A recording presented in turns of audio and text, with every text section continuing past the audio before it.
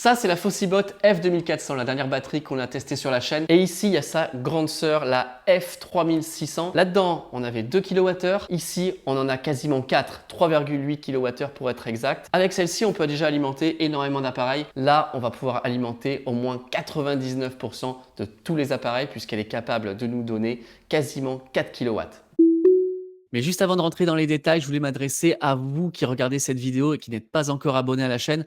Sachez qu'ici, je teste beaucoup de batteries. On en a beaucoup testé. On continuera à en tester énormément selon un protocole de test dédié. J'ai même réalisé une playlist spéciale. Alors, n'hésitez pas à cliquer juste ici en bas pour vous abonner à la chaîne. Comme ça, vous ne manquerez aucune des prochaines vidéos sur ce sujet qui, je l'espère, vous aideront à bien choisir votre batterie nomade.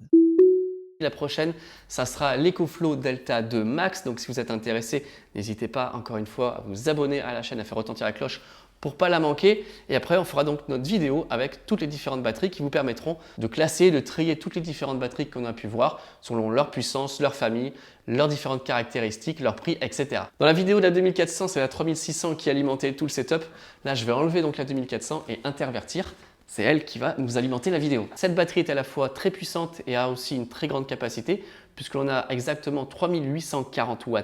Comme à chaque fois, on est sur une chimie LFP, lithium fer phosphate, ce qui donne une très grande longévité. D'habitude, on a des batteries qui donnent 3500 cycles et ici 6500 cycles. 6500 cycles, ça donne environ 20 ans d'utilisation en faisant un cycle par jour. C'est pas quelque chose qui va vous claquer dans les doigts au bout de 2-3 ans. C'est vraiment des produits qui sont faits pour durer. Pas d'unboxing dans cette vidéo puisque ça fait déjà plusieurs mois que je l'utilise, mais je vais vous montrer les accessoires qui viennent avec cette batterie. Là, on a une très jolie pochette à l'effigie de Fossibot en gris chiné. Il y a des attaches qui sont ici avec des clips. Même si c'est une pochette qui est volante, en l'accrochant, je ne risquerai pas de perdre mes câbles. Dans cette pochette, qu'est-ce qu'on y retrouve? Eh bien, tous les accessoires indispensables que l'on a en général dans toutes les batteries. On va avoir notre indispensable et éternel câble de recharge avec cette fameuse prise universelle que vous connaissez maintenant bien. Un câble pour la recharge allume-cigare. On a un câble USB USB-C. Je vais vous montrer à quoi il sert. Et pour la recharge solaire, on a le câble avec d'un côté la sortie XT90 et de l'autre les fiches MC4. Je rentrerai tout à l'heure dans les détails de la recharge, mais rien que par rapport au solaire, on peut charger jusqu'à 2000 watts. À l'intérieur, j'ai aussi une pochette pour protéger la batterie, ça c'est plutôt cool. Un manuel en français et on a le manuel du petit cadeau bonus puisqu'on a aussi une lampe torche. On est clairement sur un produit qui veut être en concurrence directe avec la Delta Pro d'EcoFlow. Ça lui ressemble, on a les petites roulettes à l'arrière, à l'avant toutes nos prises, nos connectiques, nos informations. On a aussi pour la déplacer puisque c'est une batterie qui est assez lourde, qui fait quasiment 50 kg. Là, une poignée comme si c'était finalement une valise. Quand on tape sur les côtés, ça fait quand même assez plastique, mais en fait, le battery pack est protégé à l'intérieur dans une caisse. Il n'y a pas de risque de l'endommager si on va la transporter en extérieur. Pareil pour les poignées, c'est du plastique,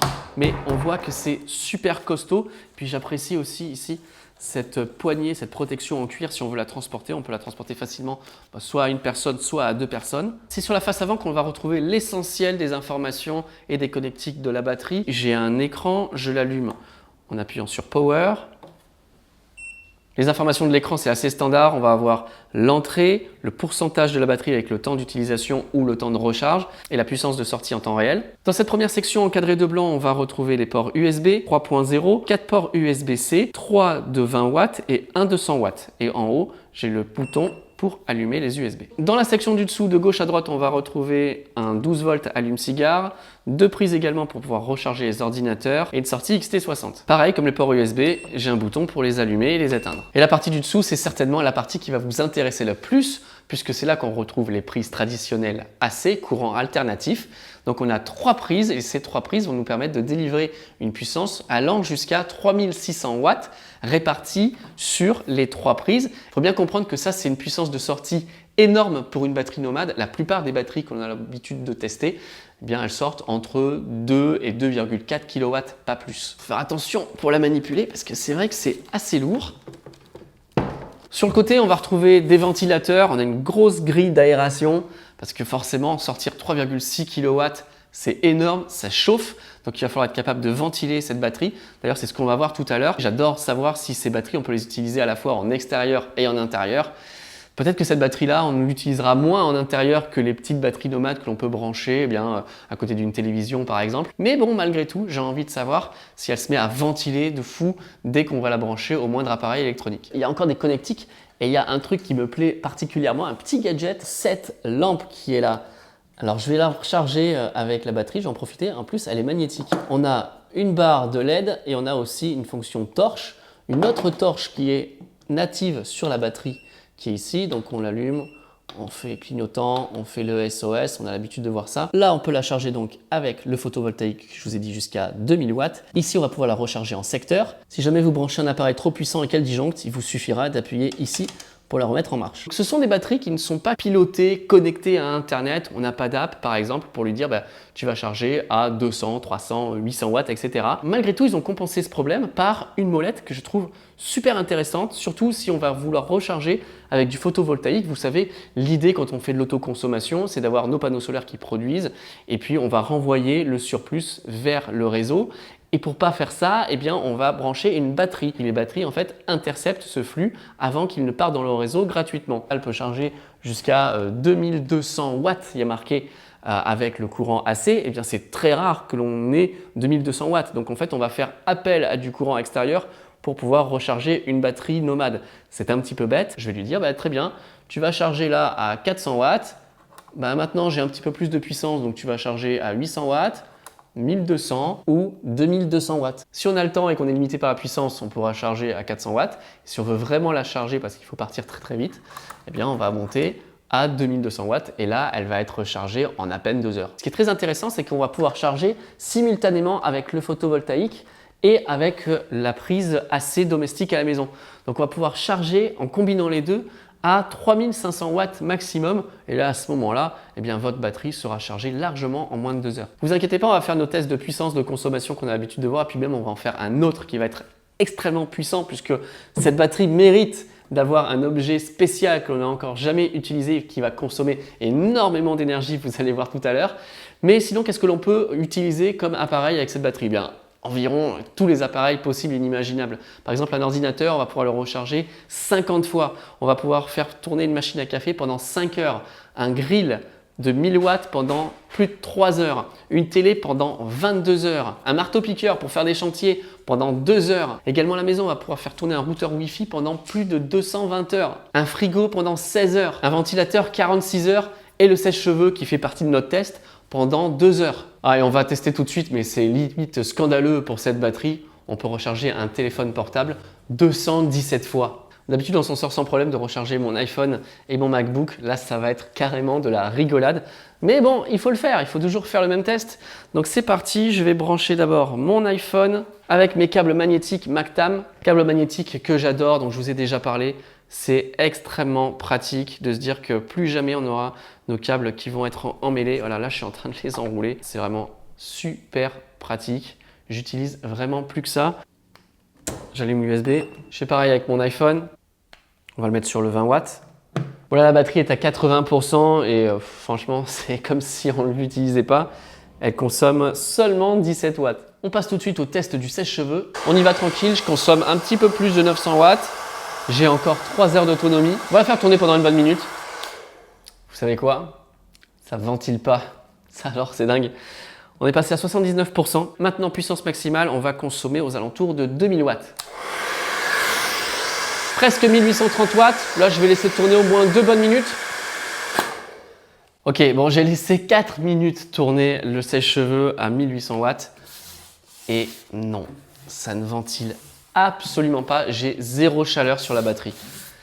C'est ultra impressionnant. Maintenant, direction la télé pour voir la fonction onduleur. Attention, c'est un petit peu lourd, mais ça se transporte super facilement. C'est un peu comme si je partais en vacances avec ma batterie en fait. Je vais brancher la télévision. La batterie alimente la télé, on consomme aux alentours de 80 watts. Je vais brancher la batterie. Là, on lui a demandé le minimum, donc on charge aux alentours de 400 watts. Voilà, elle serait chargée en 2 heures. 1002, on va skipper le 1006, on va aller directement à 2200 watts. 2233, waouh, c'est hyper puissant. Et la recharge, elle serait finie en 47 minutes. Bon, pour l'instant, ça ventile pas, on va la laisser quelques minutes comme ça. Mais bon, je pense que quand même à 2000 watts, elle devrait quand même finir par se mettre à ventiler. Je sais pas, on va voir. En attendant, on va faire le test de l'UPS. Donc, vous savez, ces batteries, s'il y a une coupure de courant, elles vont prendre le relais immédiatement par rapport aux appareils qui sont branchés dessus. Donc admettons que là, j'ai la batterie qui soit chargée à 100%, pour l'instant elle est en train de se charger, une fois qu'elle sera chargée à 100%, qu'est-ce qui va se passer? Ça ne va plus être la batterie qui va alimenter ma télévision, ça va être le courant, le secteur. En fait, il y a un mode bypass à l'intérieur, c'est-à-dire que le courant contourne le pack batterie et va directement alimenter notre télé. Sauf que s'il y a une coupure de courant, la batterie va se rendre compte et en moins de 10 millisecondes, eh bien, c'est la batterie qui va prendre le relais. Donc 10 millisecondes, rien ne s'en rend compte, surtout pas une télévision. Donc c'est vraiment super pour tous les appareils, on va dire même critiques, les appareils médicaux par exemple, qui ne doivent absolument pas tomber en panne. Ce type de batterie est vraiment idéal. Là, vous voyez derrière moi qui tourne la vidéo justement de notre autre Fossibot, la F2400. Ça y est, ça ventile. Quand même. C'est gentil, hein. Je pense qu'ils ont travaillé sur l'acoustique des ventilateurs, même si là ils ne sont pas à pleine puissance. Mais c'est des ventilateurs avec un bruit, vous savez, assez sourd. Donc c'est pas un truc ultra strident qui va vous mettre mal à la tête. Non, ça fait un bruit de soufflerie. C'est pas désagréable du tout. On sent qu'on envoie une grosse puissance parce que l'air qui sort là, il est pas mal chaud quand même. Ça va tellement vite, on est déjà à 80%. Pour le coup, là, il y a marqué supercharge, ça porte bien son nom. Et ça répond aussi à la question que vous me posez tout le temps. Est-ce qu'on peut charger et décharger les batteries en même temps? Vous voyez bien que là, ça marche. On charge à 2000 watts et pour autant, j'alimente la télé. Bon, on va tester, on va voir ce que ça fait quand je coupe. 3, 2, 1. On est déjà à 84% de charge et les ventilateurs se sont arrêtés quasi instantanément. Direction à présent la cuisine pour la dernière étape de la vidéo. Vous savez, on fait toujours le test d'endurance, mais cette fois-ci, on va pas se contenter du Thermomix parce que ça serait beaucoup trop simple. Aujourd'hui, on va tester la plancha. Voilà le setup. On est à 82%, j'allume les prises AC. Elle est super bien cette plancha, c'est Camping Gas qui fait ça. Elle est donc électrique, un peu d'huile d'olive pour pas que ça accroche. J'allume la plancha qui est une bizone. D'abord on va mettre à 140, on va allumer la deuxième. Ouais, tout de suite on est parti, output 3225 watts. Et là ça ventile direct. Si je coupe le côté gauche, ça fait quoi? Ah c'est ça, on tombe à la moitié, 1589 watts. Mais non, on est là pour la faire souffrir. D'habitude, l'objectif c'est de faire bouillir de l'eau pendant 10 minutes de Thermomix. Là, ça va être beaucoup plus dur pour elle, puisque ça va être bien de faire cuire à manger pour midi. Donc ça prendra le temps que ça prendra et ça consommera l'énergie que ça consommera. Waouh, ça ventile fort. Et ça va, on a 48 minutes pour faire à manger. Et là, ça y est, ça commence à chauffer. Ça consomme moins, ça ventile moins fort parce que le côté droit est déjà arrivé à 140. Donc on va le mettre plus fort, je vais le mettre, allez, je le mets au max, je mets l'autre au max aussi. Mais c'est maintenant que ça consomme le plus parce qu'il faut chauffer la plaque. Après, une fois qu'elle va être à température, ça va s'allumer, s'éteindre, ça va se réguler. Donc ça ne sera pas en mode boost incessant comme ça. Allez, je pense que c'est chaud là. Donc on va mettre des courgettes. Voilà. Ça croustille, ça frémit. J'ai aussi des brochettes de bœuf nature. Ah, ça commence à cuire, je l'ai mis il y a 7-8 minutes à peu près. On a encore 43 minutes à plein régime. 3050 watts on consomme. Le bruit de la cuisson couvre largement le bruit de la ventilation de la machine. On est à 60%. J'ai enlevé la viande parce qu'elle était quasiment cuite. J'ai éteint ce côté-là parce qu'en fait ça servait à rien de répartir les courgettes sur l'intégralité de la plancha. Je peux les mettre ici, j'ai largement la place. Et on est bientôt cuit là, ouais, ça commence à être pas mal. Ce qui est le plus fou, c'est de se dire que là j'utilise une plancha électrique, donc à la place d'une plancha à gaz ou d'un barbecue au charbon par exemple. Cette batterie a été chargée avec le photovoltaïque. Quelques panneaux solaires, une rallonge MC4. On branche à la batterie et c'est génial, on fait un barbecue qui n'est pas alimenté par de l'énergie fossile et au contraire elle est alimentée en direct par de l'énergie solaire produite localement. C'est pas ce que j'ai fait aujourd'hui, mais c'est ce que je fais en général quand je fais un barbecue en bas, en extérieur, dans le jardin. Bien cuite, bien fondante, je vais pouvoir rallumer la plaque de droite. Je vais remettre ma viande quelques minutes. Ça vous arrive à vous aussi ça? Moi c'est un enfer, ça m'arrive à chaque fois, je comprends pas. Petit ajout de dernière minute, des galettes, courgettes, pommes de terre. Faites maison. Allez, je pense que c'est bon. On coupe là. Que là c'est bon, c'est assez cuit. On a encore 53% dans la batterie. Donc je n'aurais consommé que 27% pour faire mon barbecue aujourd'hui. Moi je passe à table et nous on se retrouve dans un instant pour parler du prix, d'éventuels codes promo et vous dire finalement ce que j'aime et ce que j'aime pas sur cette batterie. On va commencer par les points positifs parce qu'ils sont plus nombreux que les points négatifs. D'abord, sa capacité, puisque à date, c'est la plus grosse batterie qu'on a eu l'occasion de tester sur la chaîne qui soit en monobloc, même si dans les prochaines vidéos, vous allez voir, il y a quelque chose qui existe d'encore plus gros. J'aime aussi sa puissance, 3600 watts, c'est vraiment très puissant, on peut s'en servir pour quasiment tous les appareils possibles et inimaginables, vous l'avez vu. On a été obligé de le mettre à pleine puissance pour que les ventilateurs se mettent en route. Et puis on peut voir que la charge aussi est très intéressante, on peut charger de multiples façons différentes. Et là aussi, pour pouvoir faire ventiler la batterie, il a fallu monter à plus de 2000 watts pendant un bon petit moment. Donc c'est une batterie qu'on va pouvoir utiliser aussi bien en intérieur, aussi bien en extérieur. On le verra dans les moins, il y a quelque chose qui pêche un petit peu par rapport à l'utilisation en intérieur.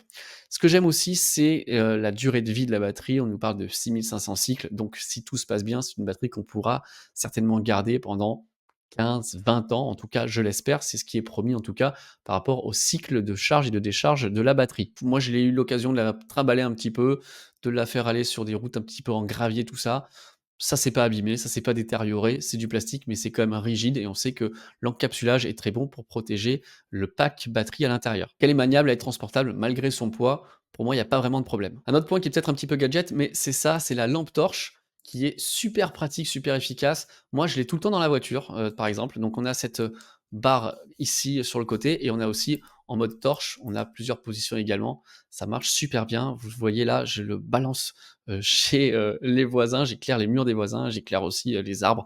C'est quelque chose de très petit, très compact, mais de ultra puissant qui se charge en USB-C. Ça, c'est vraiment le petit accessoire qui fait super plaisir. L'autre point positif, c'est le tarif. On va être tout de suite sur le site de Geekbuying puisque c'est eux qui m'ont fait la gentillesse de m'envoyer cette batterie pour faire le test. On est au tarif de 1599 € et je vois qu'en ce moment, il y a un coupon qui vous permet de récupérer 100 € supplémentaires. Donc on est à 1499,99 €.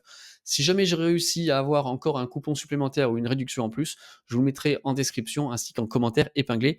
Pour l'instant, c'est le tarif. Vous voyez qu'on a des tarifs vraiment canons par rapport à ce qu'on pouvait avoir il y a ne serait-ce qu'un an et demi, 2 ans. Passons maintenant au point négatif. On ne peut pas la monitorer par rapport à une app, on ne peut pas y mettre de batterie supplémentaire, ce qui est dommage, notamment par rapport à la Delta Pro. On peut rajouter 2 batteries supplémentaires, transformer les batteries nomades en batteries stationnaires, domestiques, notamment ce que font EcoFlow.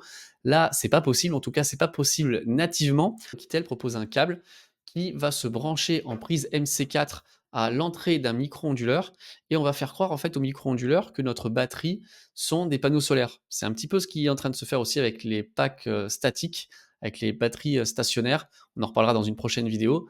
Mais c'est assez intéressant, assez intelligent. Là, ce n'est pas quelque chose qui est proposé, mais on va pouvoir utiliser quelque chose, c'est-à-dire qu'il y a, vous avez vu, cette prise qui est une prise XT90, mais on a en façade la version plus petite, c'est la fiche XT60. Alors ça, c'est une fiche XT60 que j'ai d'une autre batterie qui sert à faire rentrer du courant, mais on peut très bien s'en servir pour faire sortir du courant, la brancher avec les prises MC4 à peut-être un power stream ou un micro-onduleur lambda et pouvoir du coup sortir cette électricité.